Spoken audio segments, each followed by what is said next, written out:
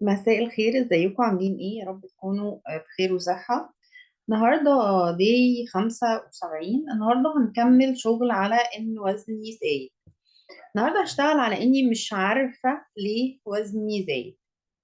نفس مرة واحدة بدخل في 7 عدات، بطلع في 7 عدات، و ببتدي اشوف ايه الاصوات او الاسباب اللي بتيجي في عقلي. هو بتقولي ان انا وزني زايد عشان كده او وزني زايد عشان كذا. ناخد مسؤوليتنا ونتابع مع بعض. برغم ان انا عقلي بيقول لي ان انا وزني بيزيد علشان الاكل، ان انا مش باكل healthy food، عشان كده وزني بيزيد. بحب نفسي تماما واقبلها بدون حدود. وزني بيزيد عشان عندي insulin resist. وزني بيزيد عشان مش بلعب رياضة. وزني بيزيد عشان الحرق بتاع جسمي قليل. وأسباب كتير قوي. عقلي بيقنعني ان انا لازم احلها كلها عشان اروح للوزن المثالي. بحب نفسي تماما واقبلها بدون. برغم ان جملة it's not about diet it's about lifestyle، عقلي فهمها انه انت محتاجة to live on diet، ان انت ازاي طول عمرك بتعملي دايت ونسميه لايف ستايل. بحب نفسي واقبلها بدون حدود. برغم ان مفيش حاجة اسمها دايت ومفيش حاجة اسمها لايف ستايل طالعة من الكونشس مايند. عشان اعمل دايت او اعمل لايف ستايل المفروض ده يكون طالع من السب كونشس مايند. بحب نفسي تماما واقبلها بدون. المفروض ان الطبيعي ان الاشارات بتاعه الجوع اللي جسمي او معدتي او عقلي بيحسها تكون ليها علاقة بصحة جسمي. يعني المفروض ان اشارات الجوع والرغبة في نوع معين من الاكل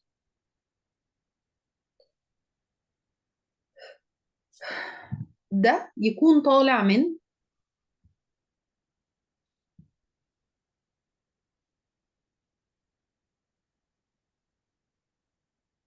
ان انا اعيش هيلثي لايف ستايل. يعني جسمي عارف ايه الحاجات اللي ناقصة فيه، ايه المكونات او العناصر اللي هو محتاجها علشان to be healthy.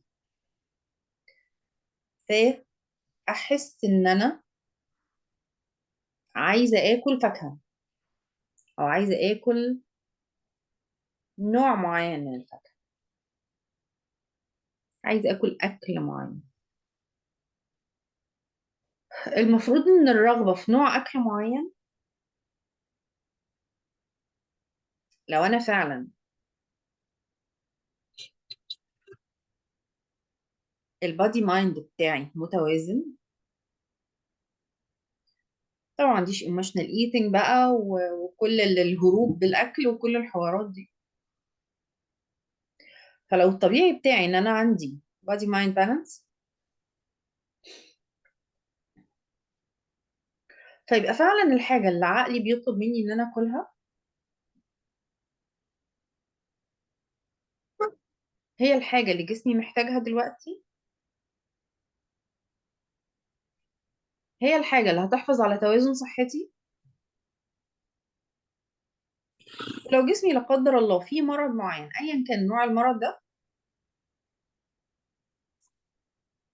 فطبعا السب كونشس والكونشس مايند عارفين نوع الويكنس الموجود في جسمي او في صحتي. فاللي هيحصل ان هو هيجيب لي من الطبيعة نوع الاكل اللي بيقوي العضو اللي فيه المشكلة، حتى لو المشكلة دي مش مدركة على المستوى الطبي او على مستوى عقلي، ويجيب لي نوع الاكل اللي بيقضي على المرض. فلاقيني بحب حاجات معينة وباكل منها كتير عشان يحصل توازن صحي في جسمي. بحب نفسي تماما واقبلها بدون حب.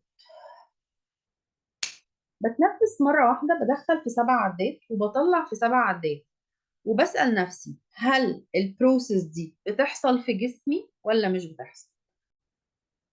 يعني سؤال بصيغة تانية، لو أنا سبت شهيتي على مزاجها ورحت لكل الأنواع اللي هتخطر في بالي، هل كل الأنواع اللي هتيجي في بالي طالعة من تواصل بين عقلي وجسمي والأكل اللي أنا هحس إن أنا محتاجة له أو عايزة أروح له، كله عشان يعمل بادي مايند بالانس، كله عشان يحسن صحتي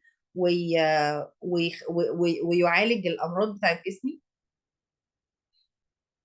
بتنفس مره واحده، بدخل في 7 وبطلع في 7، وبشوف to what extent جسمي بيروح لانواع اكل مش مناسبه ليا. ناخد مسؤوليتنا ونتابع مع بعض. برغم ان جسمي وانا شخصيا مش متعوده على الثقافه اللي بتقول اني اعلم جسمي هو عايز ايه، انا ماشيه بالطريقه اللي اهلي ربوني بيها، المنع. ما تاكليش شوكليت عشان ما تتخنيش، الجمله الخالده اللي عقدت اجيال. بحب نفسي تماما واقبلها بدون خوف. برغم ان انا عايشه في وعي الدايت والحرمان، مش في وعي الاختيار والمصلحه، بحب نفسي واقبلها بدون خوف.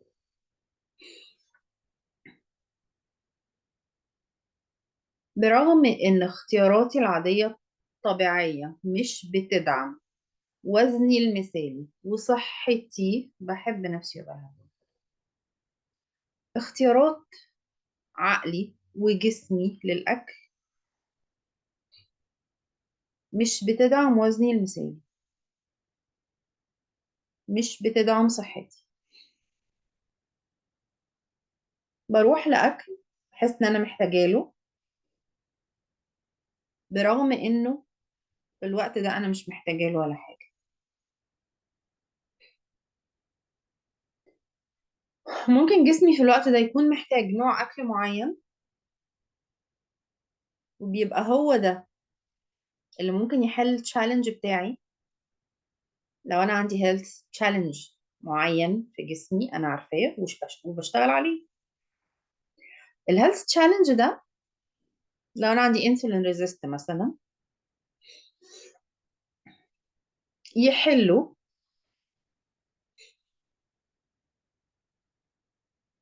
ان جسمي يفرز نوع هرمونز معين.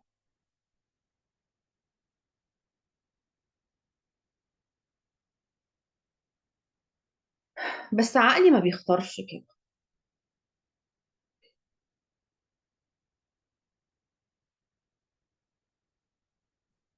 ان انا مثلا لو انا عندي بشرتي بهتانه محتاجه جلوينج في بشرتي، فالحل ان جسمي وعقلي يختار انه يفرز الكولاجين بتاع البشره. بس العمليات الداخليه العاديه دي ما بتتمش. طالما بقى عندي مشكله، بفضل ادور لها على حلول خارجيه،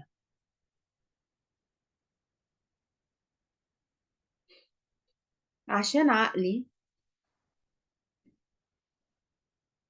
لا يعتمد فكره الشفاء الذاتي. لازم حاجه من بره عشان او اخس. هي القصة كلها متعلقة بنظامي الغذائي. ليه شهيتي ما بتروحش للحاجة اللي تخليني أوصل لوزني المثالي وصحتي المثالية؟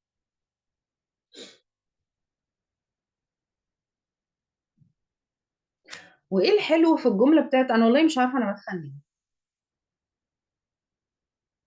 وإيه الحلو في الجملة بتاعت أصل أنا لو شميت الأكل بتخن؟ إيه الحلو في إني أعلق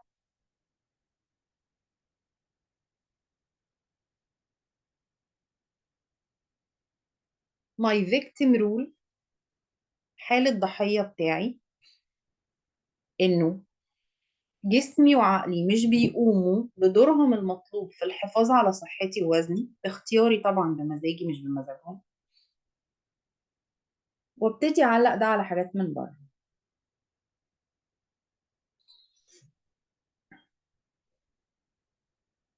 ايه الحلو ده؟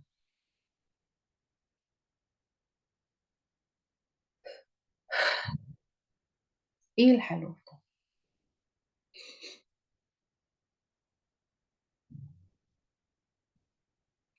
برغم ان انا معرفش حاجة عن فكرة ان المفروض ان جسمي هو اللي ينقي المناسب، والمفروض ان انا احس ان شهيتي رايحة للحاجة اللي هتفيدني، وان هي دي الطريقة اللي بتحافظ على توازن جسمي وصحتي ووزني. انا ما بفكرش كده اصلا. بحب نفسي وأقبلها بدون حدود. برغم ان طريقة التفكير دي ما خطرتش في بالي ولا هتخطر، انا مكملة زي ما أنا. بحب نفسي وأقبلها بدون حدود. برغم ان انا لسه مقتنعة ان انا عايزة اقول ان انا بدخل من الاكل وبخس من عدم الاكل. بحب نفسي تماما وأقبلها بدون حدود. ايه الحلو ده؟ وايه الضرر لو انا بقيت مختارة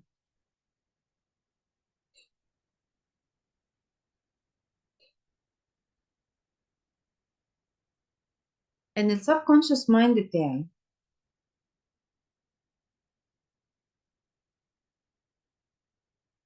يفرز الهرمونات والمكونات اللي جسمي محتاجها عشان يوصل للتوازن؟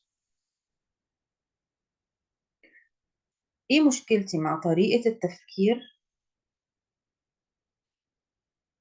اللي بتقول ان انا ممكن شهيتي تروح للبروكلي مثلا لو جسمي محتاجها؟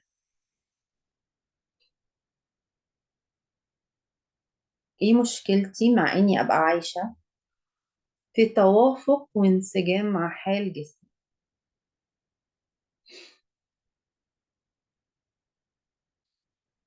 ايه المعاني اللي انا محتاجاها عشان اعمل اختيار جديد؟ ايه المعاني اللي انا محتاجاها عشان اعمل اختيار جديد؟ عشان اختار ان جسمي يديني اشارات لنوع الاكل اللي هو محتاج له في الوقت ده، ان شهيتي فعلا تروح لنوع الاكل ده واطلبه، عشان لو العناصر والمكونات بتاعت الاكل ده ناقصه في جسمي دكتور بالداية. ويطلبها مني عشان يعمل بيها البروسيس المطلوب تتعمل، يفرز بيها هرمونز معينه، فيتامينز لا بس معينه، دي عشرة يكون ونص. منها بروتينز معينه. هو حر يعني هيعمل بيها ايه اولا ليها اصلا طريقه في عشان العلاج. يحافظ على صحتي اول ما تخلص المره ما بتبطلي ويحافظ على تحطي وزني المثالي. بتبدا تقعد زي ما انا الان بختار الادراك اولادي.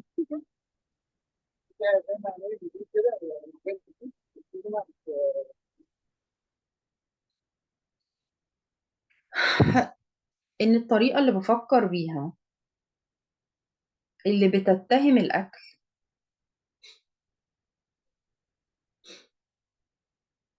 هي المسؤوله عن مشاكل صحتي ومشاكل وزني. بختار ادراك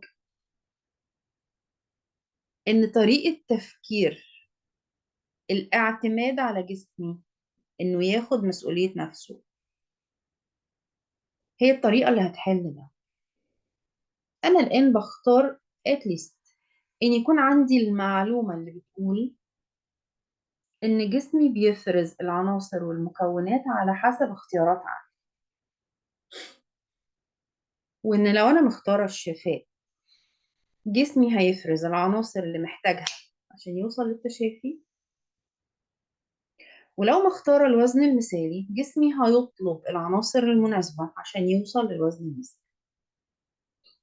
بختار استقبل المعلومات دي، ممكن احولها لإدراك لو انا عايزة. بختار احب نفسي تماما واقبلها بدون. نفس مرة واحدة بدخل في 7، طلع في 7، وبشوف بقيت مصدقة كام من 10 إن التوجه بتاعي هو المسؤول عن الوزن الزايد، وهو المسؤول عن التحديات الصحية. لو أنا لسه مصدقة إن الأكل هو السبب، لو مصدقة أكتر من 3 بعيد السيشن تاني، لو أقل من 3 بعيد السيشن بكرة.